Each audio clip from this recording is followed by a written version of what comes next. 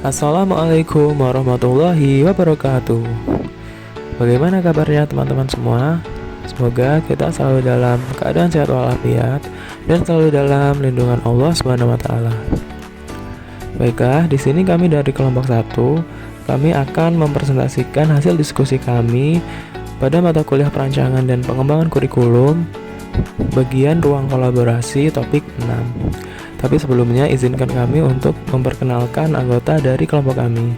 Yang pertama Afrian Wahyu Ananda, Alfitra Salma, Anggi Merilia, Anggia Wiguna, Anisaul Rahmah, dan Indah Mayang Sari. Untuk tema yang akan kita bahas pada kali ini yaitu pembelajaran menggunakan buku teks. Ilustrasi 1, buku teks atau buku pegangan berfungsi sebagai salah satu sumber daya rujukan untuk dikaji sebagai landasan desain pembelajaran dengan tujuan yang spesifik dan hasil pembelajaran. Ilustrasi 2 yaitu buku teks atau buku pegangan adalah silabus atau penuntun seluruh kegiatan pembelajaran. Tidak ada tujuan eksplisit di luar buku teks yang digunakan. Berdasarkan ilustrasi yang sudah kita simak tadi, terdapat pertanyaan yaitu ilustrasi mana yang sering Anda lakukan? 1 atau 2? Mengapa kelompok Anda memilih ilustrasi tersebut? Jelaskan. Jawaban dari kelompok kami adalah ilustrasi yang paling sering kelompok kami lakukan yaitu ilustrasi 1, yaitu buku teks atau buku pegangan berfungsi sebagai salah satu sumber daya rujukan untuk dikaji sebagai landasan desain pembelajaran dengan tujuan yang spesifik dan hasil pembelajaran. Hal ini karena buku teks umumnya ditulis oleh pakar di bidangnya, sehingga informasinya terstruktur dan sistematis sesuai dengan kurikulum dan tujuan pembelajaran yang telah ditetapkan. Hal ini memudahkan guru dalam merancang materi pembelajaran yang koheren dan terarah, serta buku teks sering kali memuat standar kompetensi dan keterampilan dasar yang harus dikuasai peserta didik. Hal ini membantu guru dalam menentukan cakupan materi dan merumuskan tujuan pembelajaran yang jelas dan terukur. Namun, buku teks menurut kami bukanlah menuntun seluruh kegiatan pembelajaran seperti ilustrasi 2 katakan.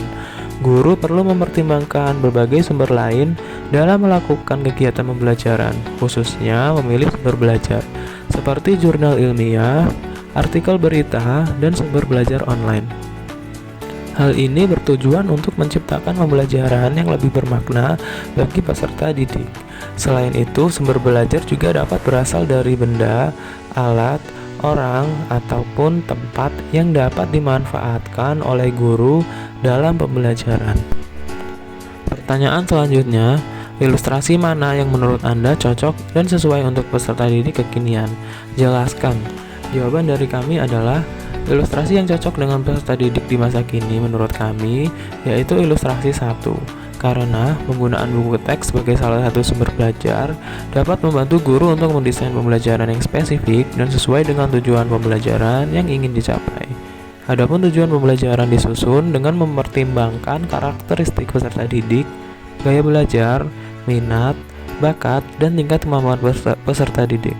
Dalam hal ini, buku teks hanya satu dari sekian banyaknya sumber belajar yang ada di era digital sekarang ini. Guru maupun peserta didik dengan mudah mengakses sumber belajar lainnya yang lebih mendukung proses pembelajaran, seperti web pendidikan, video YouTube, aplikasi pembelajaran, dan lain-lain. Ilustrasi 1.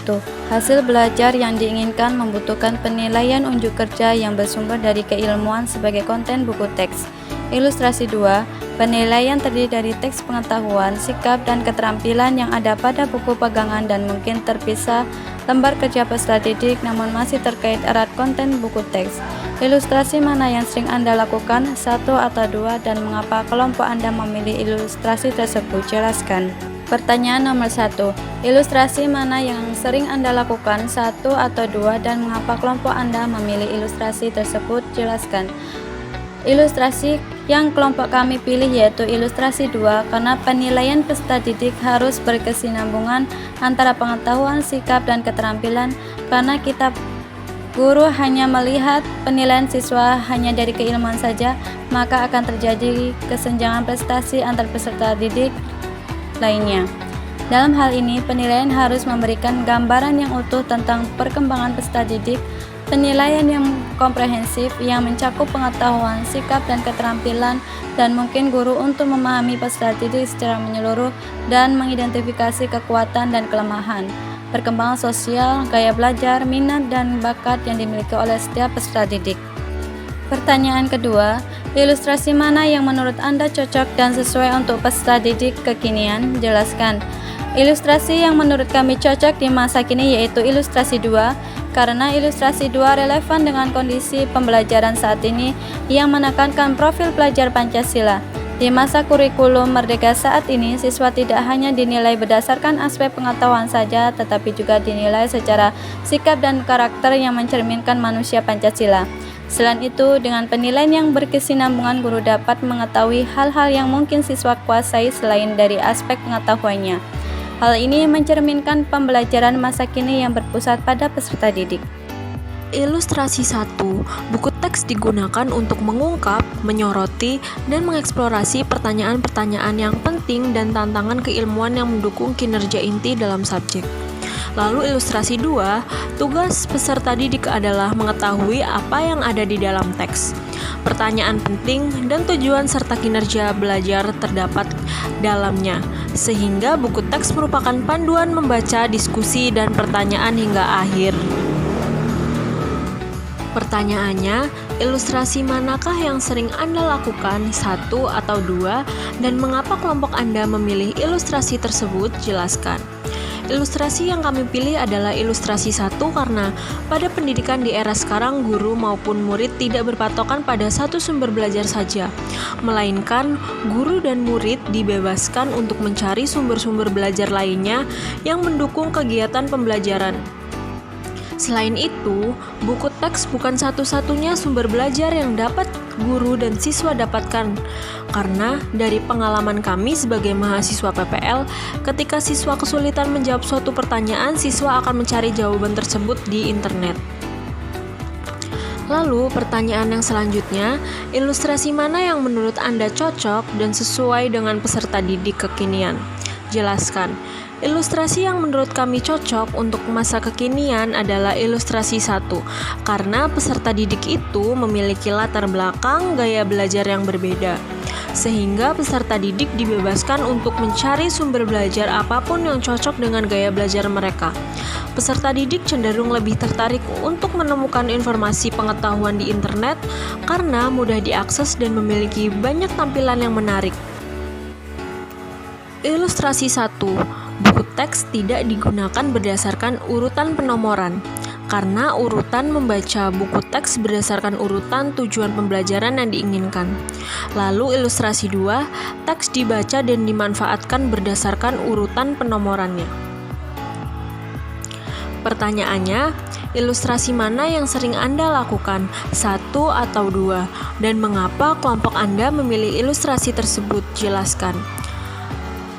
Kami memilih ilustrasi 1 karena kami percaya bahwa pembelajaran harus terfokus pada tujuan pembelajaran yang diinginkan, bukan hanya mengikuti urutan penomoran. Dalam pendekatan ini, kami dapat menyesuaikan pembelajaran dengan kebutuhan dan minat peserta didik, serta memastikan bahwa mereka benar-benar memahami materi yang diajarkan. Lalu pertanyaan kedua, ilustrasi mana yang menurut Anda cocok dan sesuai dengan peserta didik kekinian? Jelaskan. Ilustrasi 1 lebih cocok untuk peserta didik kekinian karena memberikan fleksibilitas dan kesempatan untuk menyesuaikan pembelajaran dengan cara yang lebih menarik dan relevan bagi mereka dengan membiarkan peserta didik memilih tujuan pembelajaran yang ingin dicapai. Mereka akan termotivasi dan terlibat dalam proses pembelajaran. Ini juga mengakomodasi gaya belajar yang berbeda di antara peserta didik dan mendorong penggunaan teknologi serta sumber daya lainnya yang tersedia untuk meningkatkan pembelajaran. Ilustrasi nomor 5. Ilustrasi 1. Buku teks ini adalah salah satu sumber daya dan rujukan di antara banyaknya sumber belajar. Buku pegangan termasuk sebagian materi dan umumnya hanya digunakan untuk merangkum ide-ide penting dan sebagai landasan memecahkan masalah dan dukungan argumen penting. Ilustrasi 2. Buku teks sumber primer dan bahan sumber lainnya jarang digunakan, misal tidak menggunakan media massa, media sosial, dan lain-lain. Ringkasan dan konten buku teks diambil sebagai kegiatan untuk dipelajari, didalami, dieksplorasi, diuji, dan dikritik. Pertanyaan nomor 1. Ilustrasi mana yang sering Anda lakukan, ilustrasi 1 atau 2, dan mengapa kelompok Anda memilih ilustrasi tersebut? Jelaskan. Jawab, menurut kelompok kami lebih sering memilih melakukan ilustrasi 1 karena kami percaya bahwa sumber daya pembelajaran tidak terbatas pada buku teks saja. Dalam pendekatan kami, buku teks hanya salah satu dari banyak sumber daya yang tersedia. Kami memanfaatkannya untuk merangkum ide-ide penting dan memberikan dasar untuk memecahkan masalah, serta mendukung argumen penting.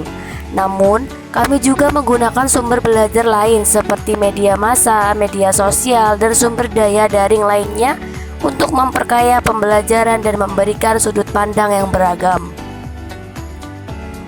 Soal nomor 2. Ilustrasi mana yang menurut Anda cocok dan sesuai untuk peserta didik kekinian? Jelaskan. Jawab, ilustrasi 1 lebih cocok untuk peserta didik kekinian karena mencakup penggunaan berbagai sumber daya pembelajaran yang relevan dan dalam kehidupan sehari-hari. Dengan memperluas cakupan sumber daya pembelajaran, peserta didik dapat mengembangkan keterampilan dalam mencari informasi, mengevaluasi ke dalam sumber, dan memahami konteks yang lebih luas dari materi yang dipelajari. Hal ini juga mendorong keterlibatan aktif dan kreativitas peserta didik dalam pembelajaran mereka.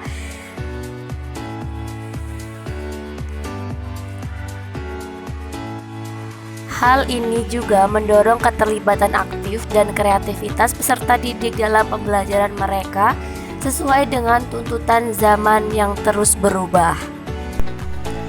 Baiklah, sekian presentasi yang bisa kami sampaikan. Kurang dan lebihnya kami mohon maaf dan kami ucapkan terima kasih. Wassalamualaikum warahmatullahi wabarakatuh.